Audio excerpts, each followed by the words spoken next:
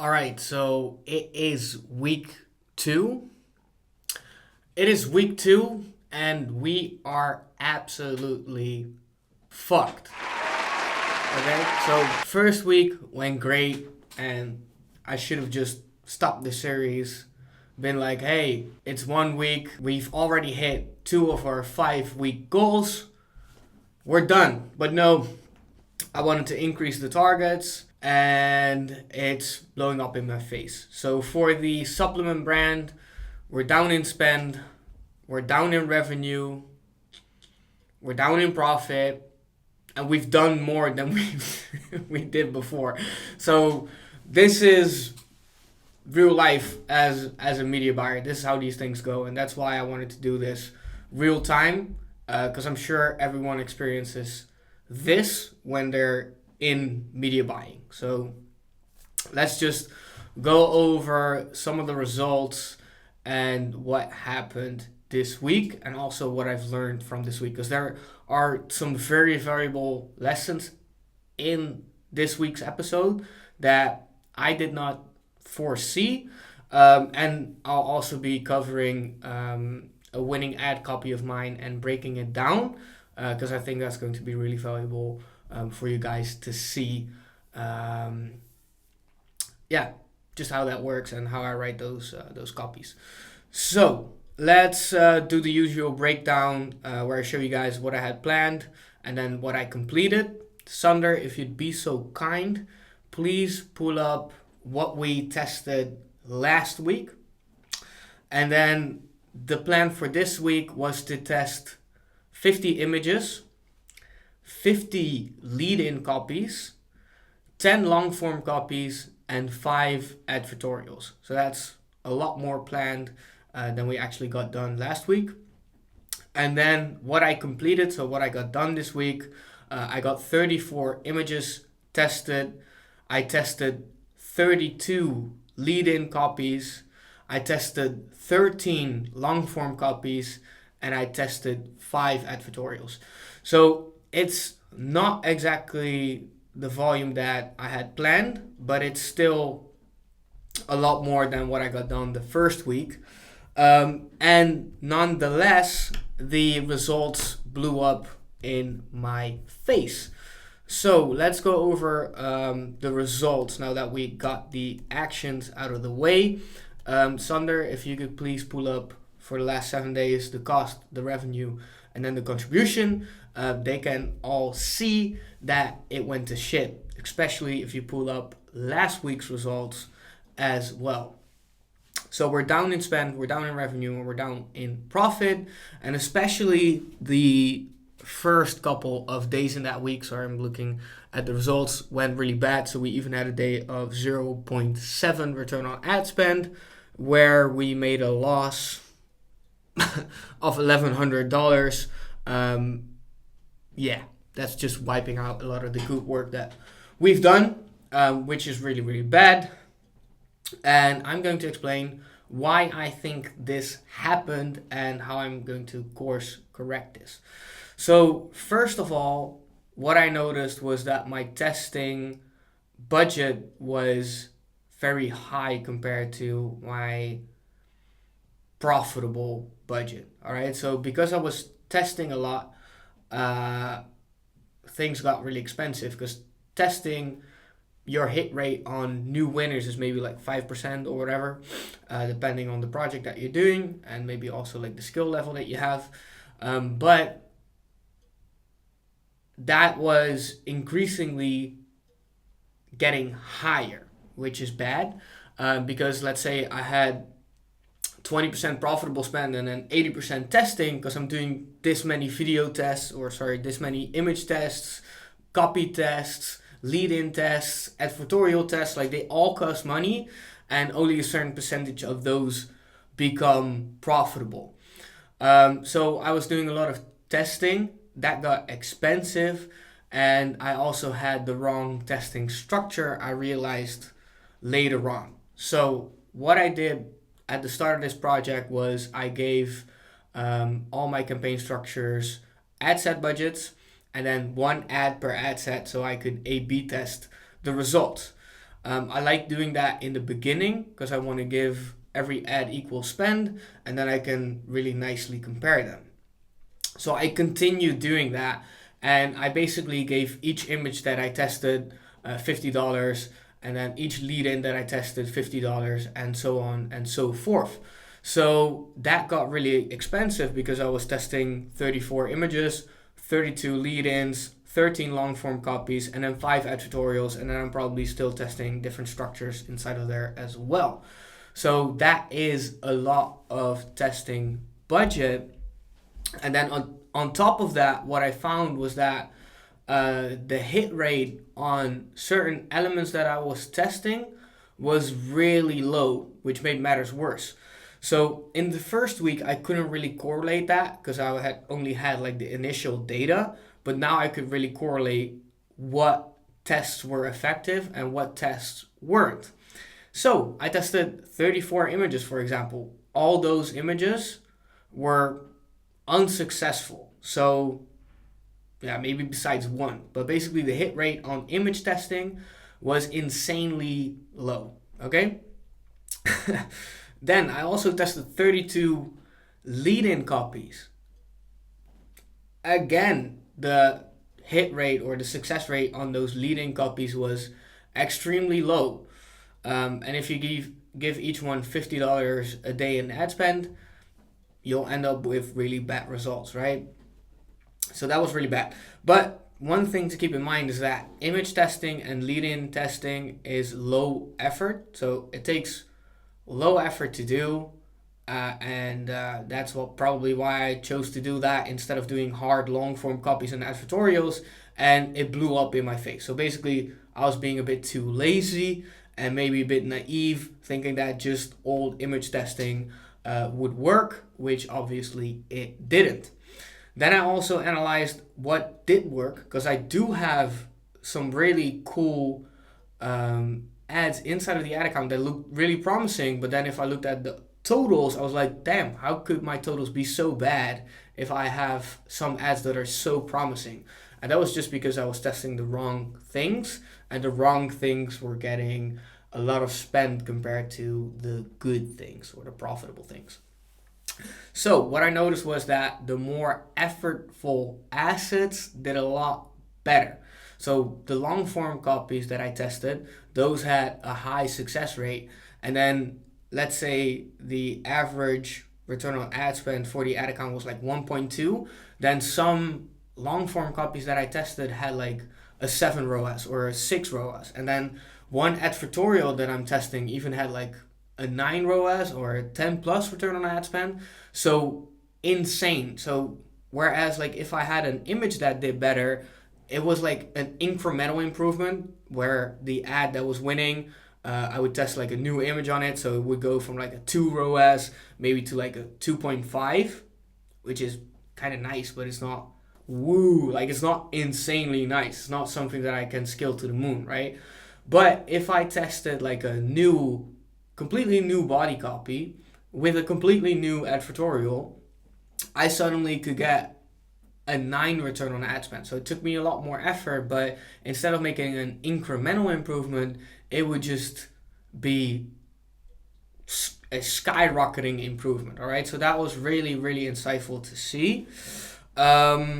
So what I'm taking away from this is definitely volume testing per se doesn't mean that much. Like, it doesn't matter how many ads you test if all ads are shit.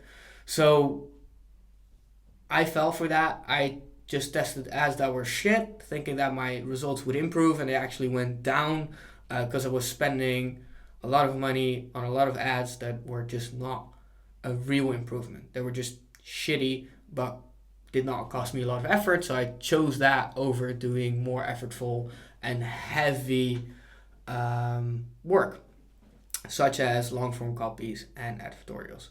So moving forward, I'll be doing more of the hard things. I'll be testing long form body copies, and I'll be testing a lot more advertorials, and that's what I'm going to be doing. So I'm going to do a lot less image testing and leading testing because I'm just seeing that that doesn't work now that I have 2 weeks of data to compare.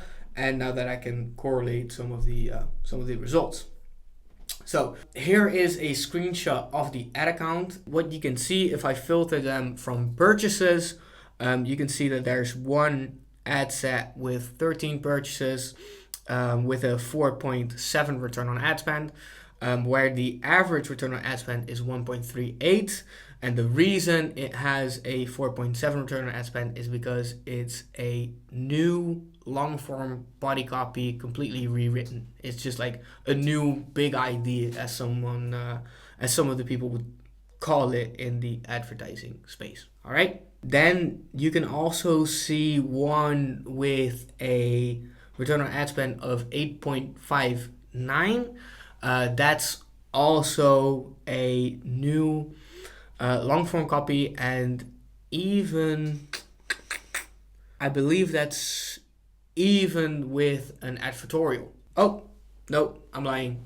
That's not true. That's just a different body copy. All right, so just a different body copy, but again, like completely new body copy. So that's showing the strength of body copy. And then I want to move over to the next screenshot where I have everything filtered by or sorted by return on ad spend. And there you can see that we have one new ad set where we're targeting a new geographic, which is the 11 return on ad spend. So that's testing the new winners, but then in a new geographic. Really good results in terms of return on ad spend, but the purchase frequency is still low, so I don't want to get too excited. Like, purchase volume is still low. And then you can see on the third spot, we can see an 8.3 return on ad spend with 3 purchases for a completely new advertorial, which is also really exciting. So even though like the purchase volume on these are low, I did not see anything like this at all, testing images or lead-ins. So there's definitely correlation between these insanely high return on ad spends at still low volumes. Like, I just launched these this week, and the cost per purchase is a bit high, so it needs a couple of days to get purchase volume. But these results do demonstrate that there's a strong correlation between higher return on ad spend potential when testing new body copies, like new insanely long form body copies and advertorials, versus just doing low effort tests like images and lead-in copies, so like just a headline or just a few first sentences. So that is that. And now I want to dive into an example of the body copy that is doing extremely well. Now, what I did do with ChatGPT is I broke down my winning body copy. So I just gave it to ChatGPT and just told ChatGPT, okay, rewrite this for a different niche and a different product, just so I can demonstrate the psychological triggers in this body copy, as well as like the length and the structure that we use, while not giving away the brand that I'm promoting. Just for client confidentiality, which is a really expensive term, thank you. So yeah, let's dive into that. I'm probably going to use Loom. So, Sander, you take care of that, son. Okay, so, first sentence, and okay, for all the people that think, well, there's different schools of thought, but if you see these results, you'll notice that long form body copy just sells really, really well.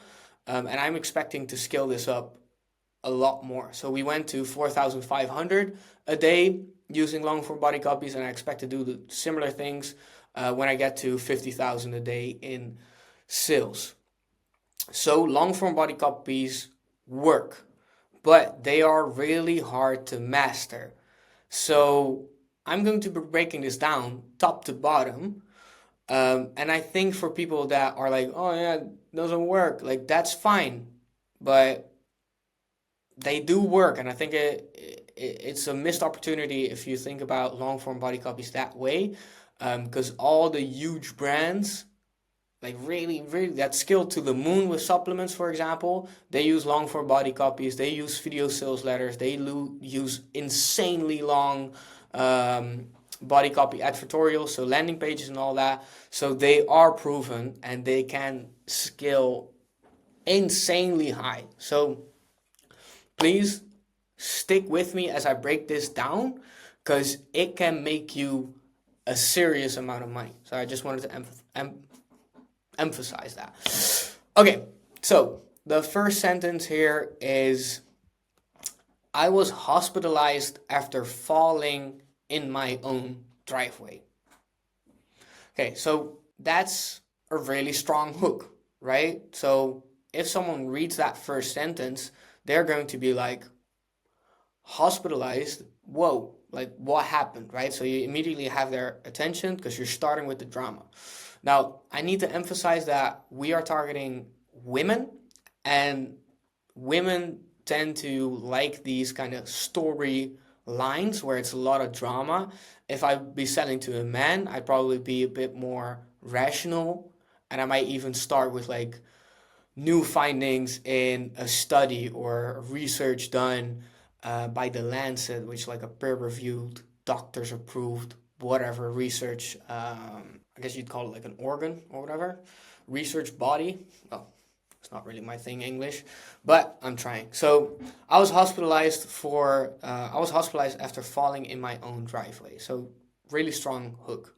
And then, but honestly, that wasn't the scariest part.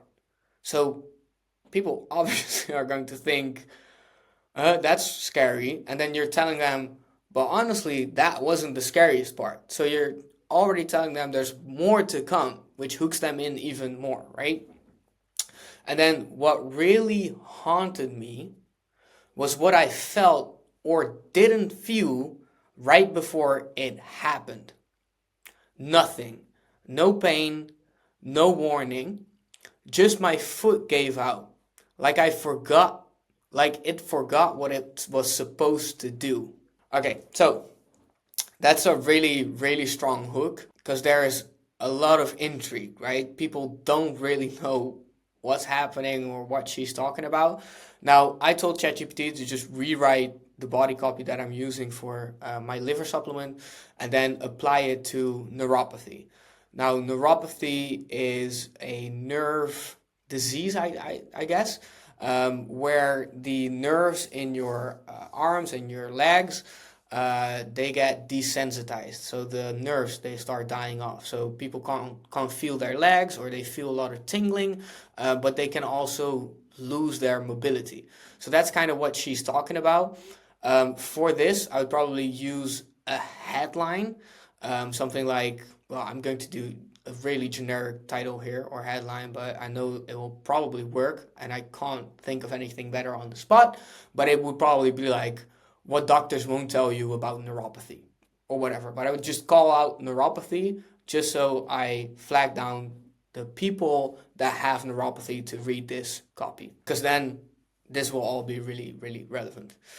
The burning in my toes that would come and go, the numb patches, the stabbing jolts at night that will make me up in cold sweats. So these are all symptoms of people that have neuropathy. So we're flagging down our target audience here. Okay, so let me just zoom in a little for you guys. But that fall, it was a wake-up call. Oh, that rhymes. Sick. At the hospital, they ran some nerve conduction tests and blood work. The doctor sat me down and said, you're experiencing peripheral neuropathy. The nerves in your feet aren't sending proper signals to your brain, and they are starting to deteriorate. Okay, so we go from someone that's just in their driveway to suddenly falling and then discovering sort of by accident or by coincidence that they have indeed got neuropathy.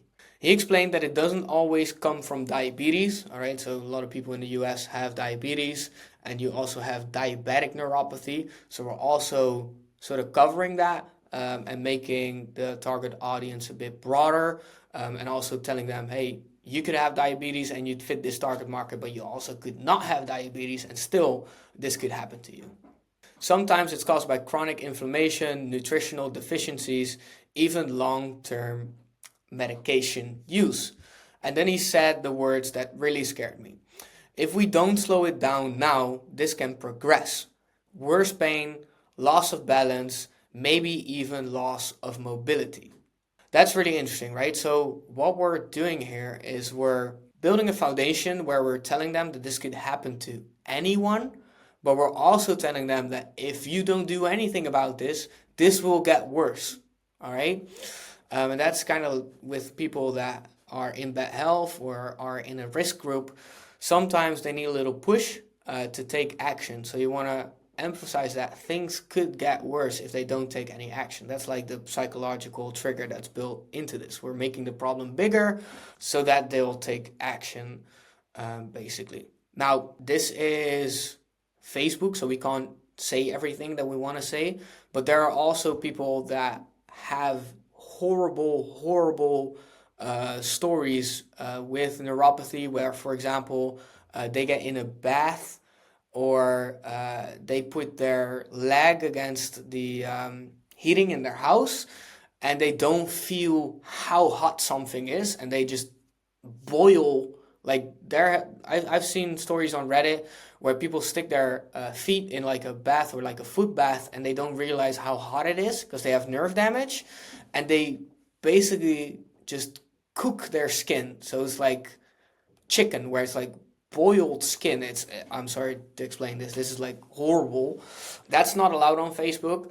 But if I were to really pull everything out of the closet to promote this, I would probably also say like there are even this percentage of people that need to get their legs amputated because they have so much nerve damage. Because that's actually that those things happen, and you could potentially help someone prevent that or make them realize that they need to see a doctor or they need to see this seriously, and they actually need to take action. So that's something that I would consider, but I wouldn't do it in a Facebook app. I'm just telling you, like, depending on what market you're in, you can make the problem bigger, and it could serve you as a marketer to do so, and it could also serve that person into taking action that might benefit their future lives. And then I remember lying in that hospital bed thinking, is this it? Is this just my life now? That's when I got referred to a nutritional specialist named Elizabeth. She didn't promise miracles, but she told me something I'd never heard from a regular doctor. So this is also something that happens a lot with supplement brands and just copies that are really good.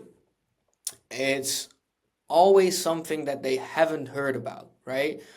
You want to present them something that's new to them, that they haven't tried before, and that's going to solve their problem. And that's what's happening here. We're telling them that we've never heard of the solution before, or our character hasn't heard of the solution before, which can be really, really insightful. So she says, but she told me something I'd never heard from a regular doctor. Your nerves can't fully regenerate overnight, but they can recover. Okay, so we're giving hope now. If you give them the right building blocks. Again, there's this kind of, there's still the unknown factor, right? So there's ambiguity, like the building blocks, like what building blocks are you talking about? And that's also how you hook people in. You want to keep things vague so that they need to continue reading, okay? So they know there's a nutritionist now. They know there's some way to recover. So they're like, what's that way? Because I'm realizing that I have a really big problem and I don't want to end up like some of these cases. She explained that most people with nerve issues are missing the nutrients their nerves need to survive. Okay, so we're giving like a first hint that it's about nutrients. And without those nutrients, the damage just keeps progressing. Okay, so we're telling them this is the solution. If you're not using the solution, things will get worse. So again, we're making the problem bigger. But with them, so with those nutrients, you can actually repair the protective coating around your nerves called the myelin sheath. And this is where the mechanism comes into play. So a lot of good copies have a mechanism. And the mechanism is basically the process or the mechanism in which your product or service solves the root cause of the problem. And really good copies have a root cause of the problem that the audience hasn't heard about and a new solution that targets this new root cause of the problem that they also haven't heard about. So we're doing that. And it's happening in one sentence, but this is really good copy. So applause to ChatGPT. What they're doing here is they're introducing like the new problem, right? So the new problem is actually that your protective coating needs to be repaired, right? So your protective coating around the nerves is damaged, and they're calling it the myelin sheath. So we're introducing a new problem, a new term, and in that way, a new problem mechanism, all right? She handed me a small bottle and said, I give this to my own father. It doesn't just mask the pain, it helps heal the nerves. ChatGPT, again, I give this to my own father. That sort of shows the audience that this is credible, because you don't give anything to your own father. You only give stuff to your father that you trust in. So ChatGPT is building credibility here. And they're saying it doesn't just mask the pain, it helps heal the nerves. Okay, so one thing that also happens a lot with things like neuropathy is that people go to, I don't know, their doctor or whatever, and the doctor just gives them things to basically numb the pain.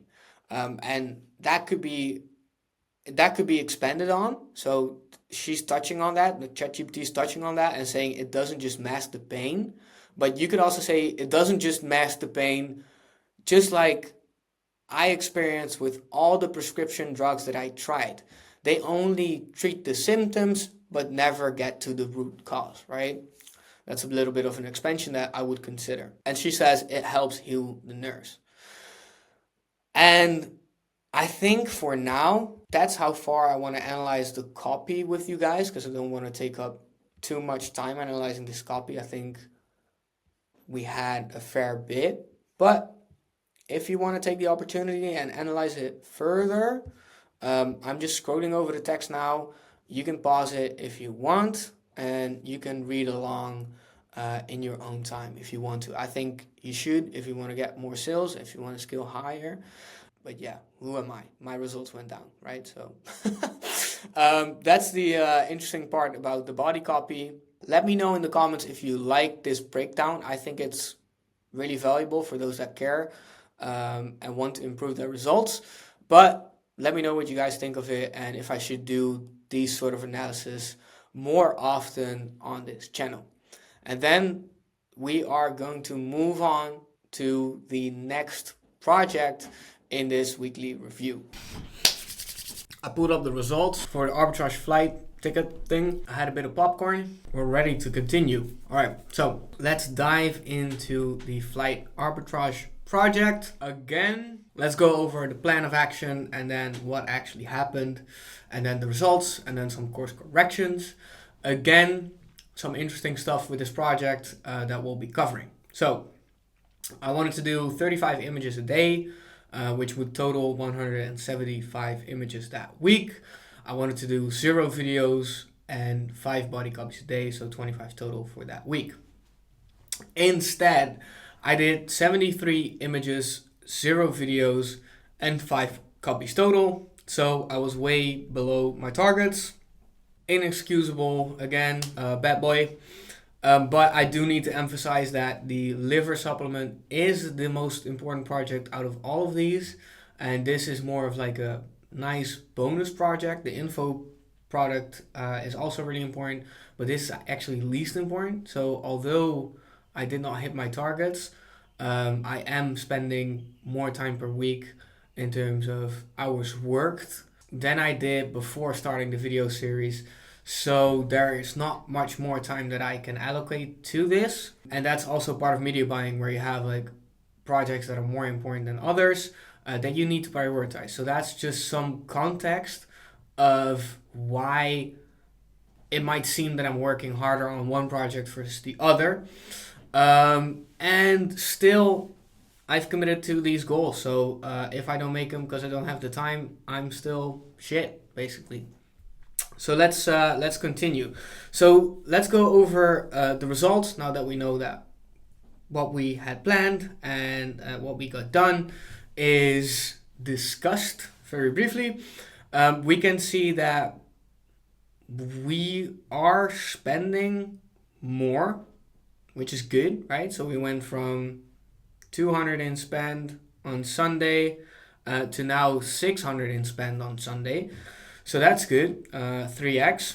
Still, our highest day was 570 last week. So it's not that much of an improvement, but that 570 was at break even, and our 660 is at 12% contribution. So it is a slight improvement, but far, far, far, far, far off from our weekly milestones. So again, no bueno. This week is no bueno. I should have stopped the series when I was ahead, honestly. So let's go over what happened. All right, so there's again the same lesson as with the supplement brand. I'm noticing that these images that I'm testing are not contributing much, so I'm putting a lot of time into these images, but they're not producing a result other than just costing money to test. So I'm doing inefficient tests, and that's kind of what I can conclude now that I have 2 weeks of data, because I can sort of assess, all right, what's happening with these tests, are they effective or not? Whereas when you think, like when you're starting tests, you don't know, you expect them to be helpful, right?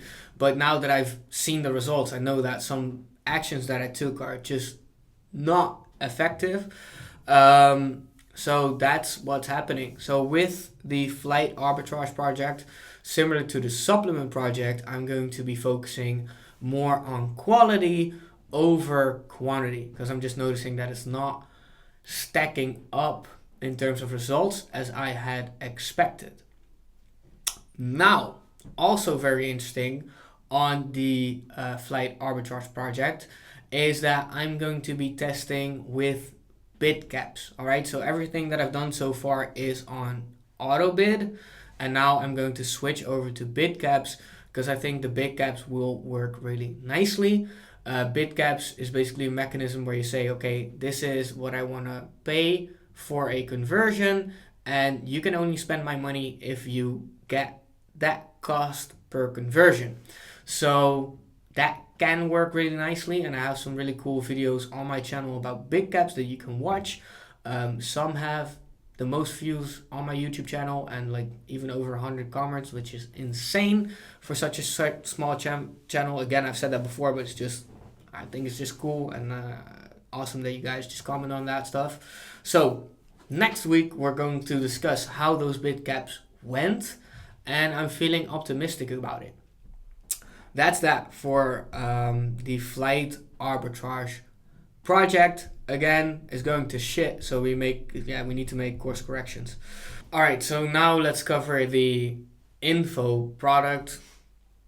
What we can see is that we had 24,000 in spend, which is about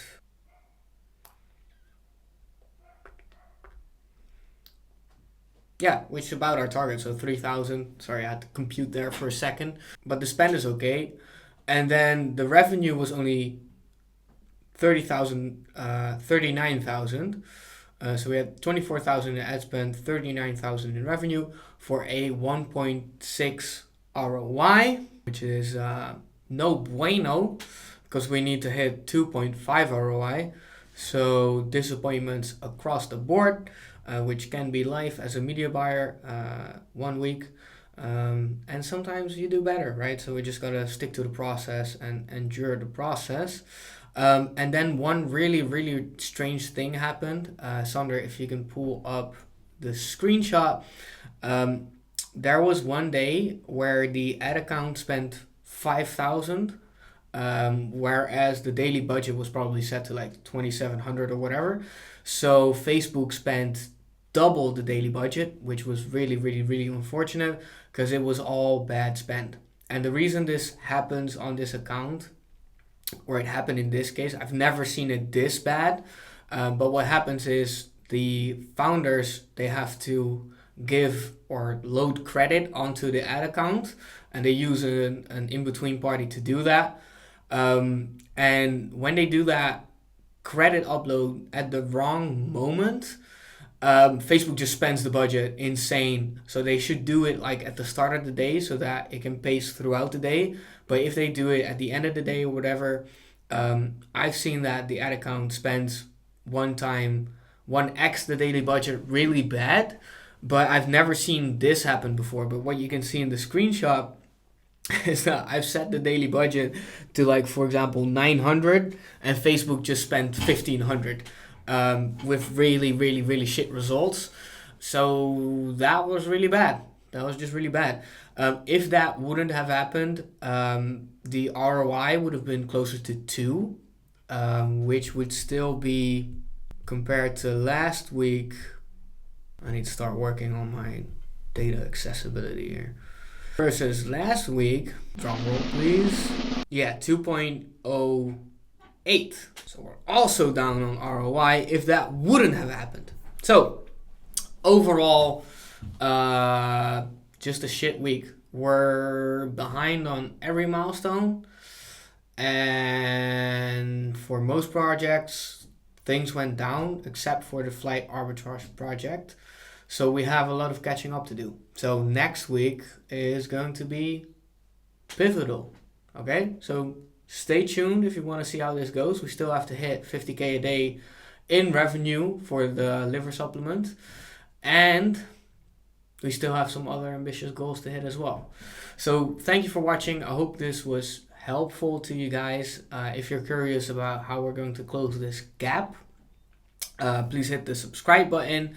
Let me know what you think of this series. I think it's a good representation of how life as a media buyer actually is, because things will blow up in your face and they won't go as you have planned. So you need to make course corrections, and it's not always linear. So that's a valuable lesson, and you can see it from a media buyer that has spent like 300,000 a month as well on ad spend in USD, that it's not always linear and things don't always go your way, but we have to endure the process. So see you guys next week, hopefully, and who knows, maybe things will be better. All right, cheers.